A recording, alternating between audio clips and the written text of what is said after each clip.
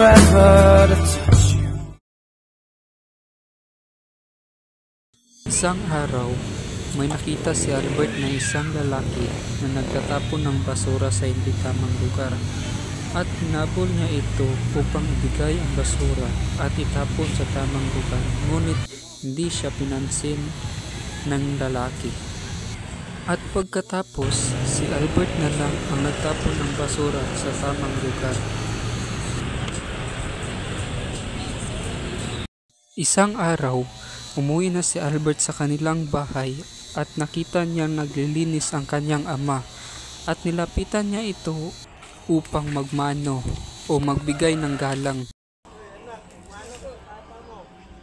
Magalis ka nga dun, anak. Sige pa.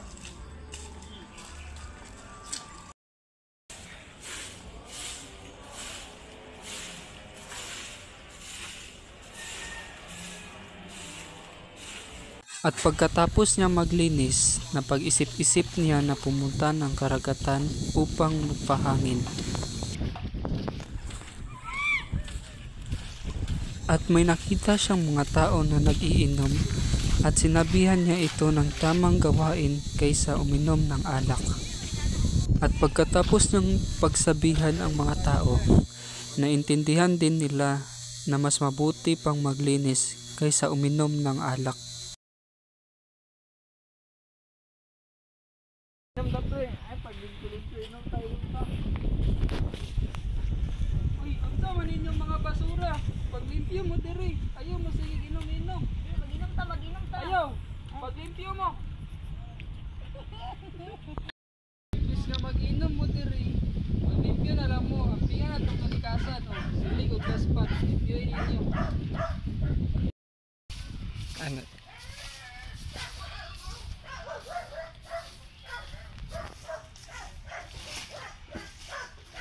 Albert at ang kaniyang mga kaibigan ay pumunta ng karagatan upang maglinis.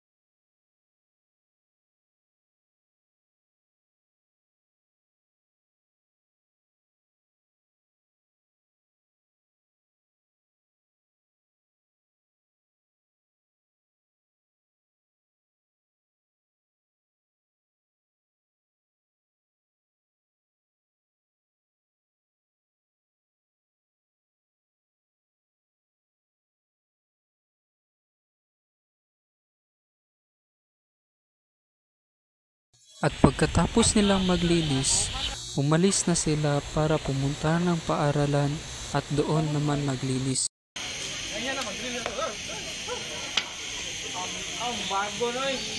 Ay, kaya pin. Tara. Si Danny ay nagwawalis at si Mac naman ay may dala-dalang sako para doon itapon ang basura.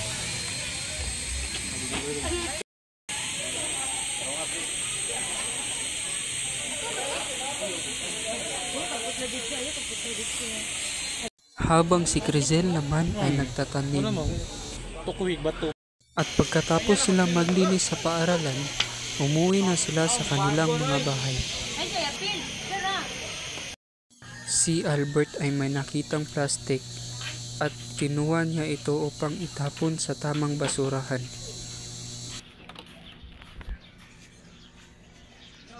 Habang naglalakad si Clyde pauwi, namumulot din siya ng basura upang maging malinis ang ating kapaligiran.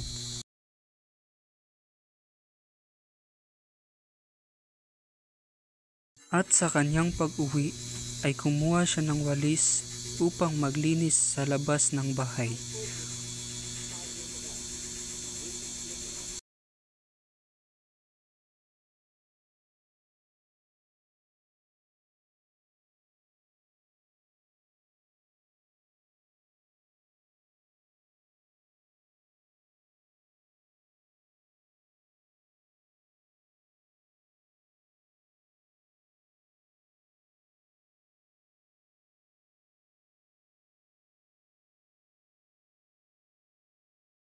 At si Ashley naman ay pumunta ng bundok upang magtanim ng mga gulay.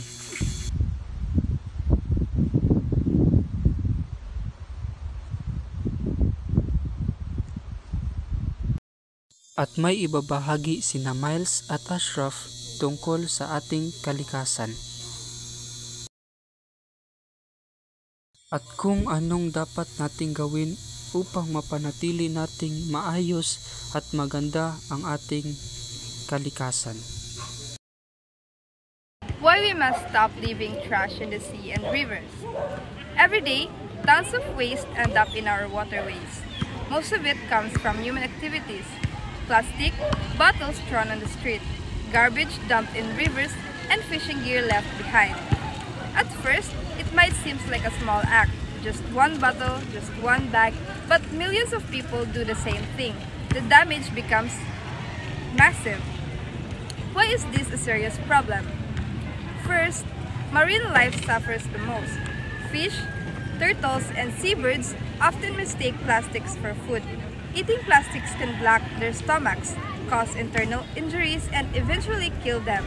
Some animals get tangled in plastic waste and drown or suffer slow, painful deaths. Second, this pollution harms humans too. Polluted water affects fishing, industries, and tourism. People who rely on clean rivers for drinking, bathing, farming, suffer when the water becomes toxic. Even worse, tiny plastic particles called microplastics can end up in the seafood we eat. That means we are indirectly eating our own trash. Third, the environment suffers long-term damage. Plastic takes hundreds of years to break down. It doesn't disappear. It just breaks into smaller pieces and stays in the ecosystem, poisoning life for generations. What can we do? We can start with simple actions. Always throw trash in proper bins. Join cleanup drives. Reduce our use of single-use plastics. Recycle and reuse whenever possible. Educate others about the importance of keeping our waterways clean. Let's remember, the earth is not a trash can. Our oceans and rivers give us food, water, and life.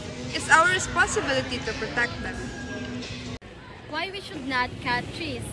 We should not cut trees because they are very important for life in the environment.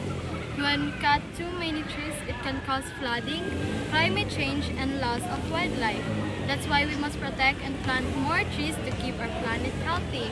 We should avoid cutting trees because they give us oxygen, clean the air, and help prevent floods and soil erosion.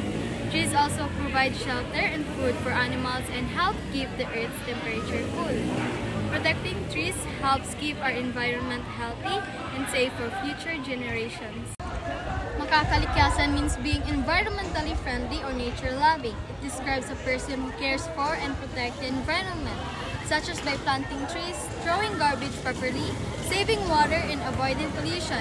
In Filipino values, being makakalikasan show respect and responsibility toward nature, helping keep the earth clean and safe for everyone. The end. Thank you for watching. Ha ha ha ha ha.